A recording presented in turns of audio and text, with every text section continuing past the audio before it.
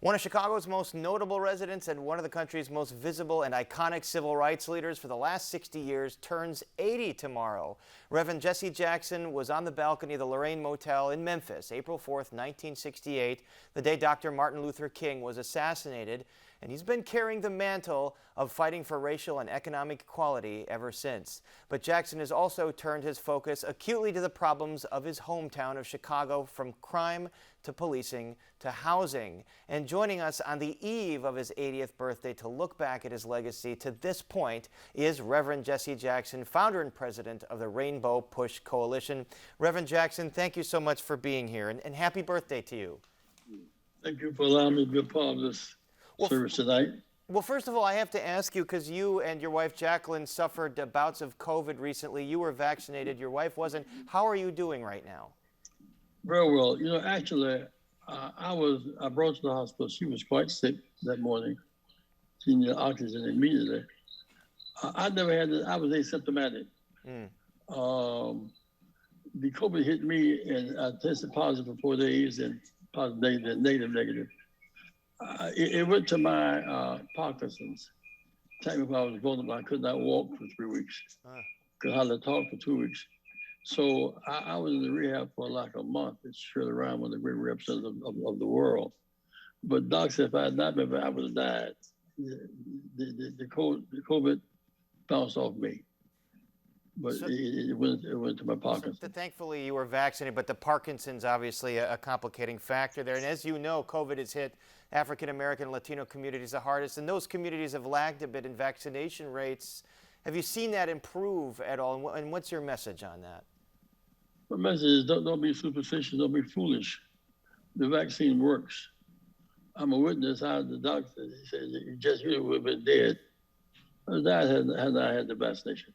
I want to turn our attention to a press conference you had today at Simeon High School, talking about peaceful solutions to violence. Obviously, kids shot and killed near there. When you see Mayor Lightfoot in this blame game with State's Attorney Kim Foxx, Lightfoot saying she doesn't believe Foxx is prosecuting offenders enough, do you believe this is productive in finding solutions here?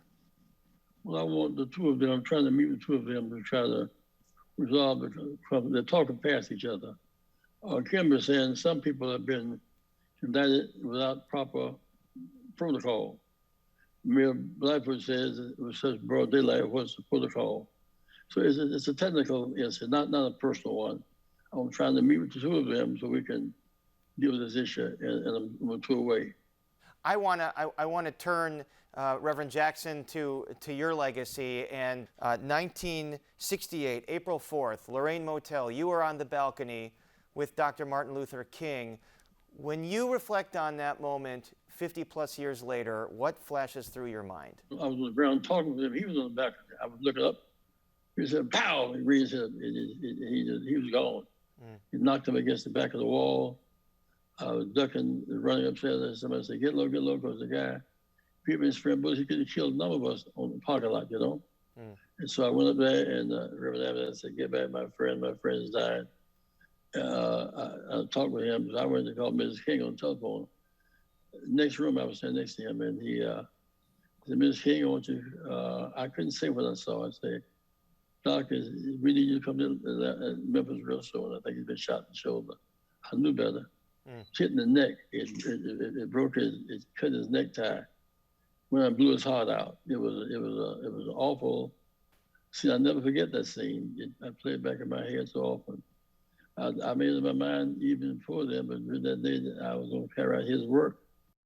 So, Reverend Jackson, I want to turn to another indelible image here, Grant Park, 2008, when then Senator Barack Obama formally accepts his victory as the next president of the United States. You are in the crowd in the front row, tearing up. Of course, you had run for president in 1988. So remind us what was going through your mind in that moment as you saw the Obamas on stage in front of everybody in Grant Park.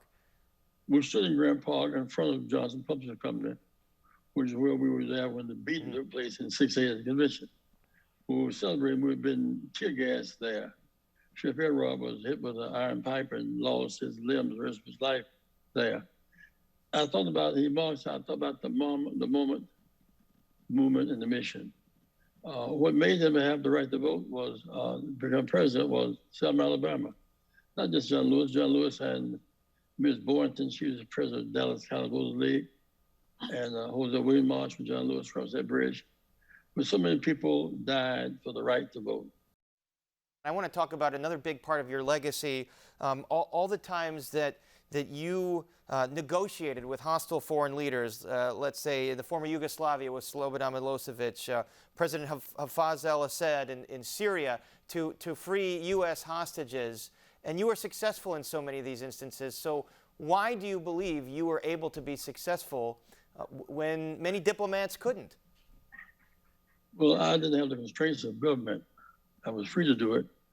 I grew up under the Taliban in South Carolina. South Carolina white folks, they were Taliban. We had no rights. We were arrested trying to use the public library. We couldn't vote. My father and his brother were veterans of World War II. But then I got a right to vote at 46 years old. So I grew up on a kind of, we had to negotiate to live. Because it was white tyrants who did not let us the right to vote. And couldn't have, we learned to live under conditions of segregation. Real apartheid conditions like that in South Africa. You learn to negotiate to live.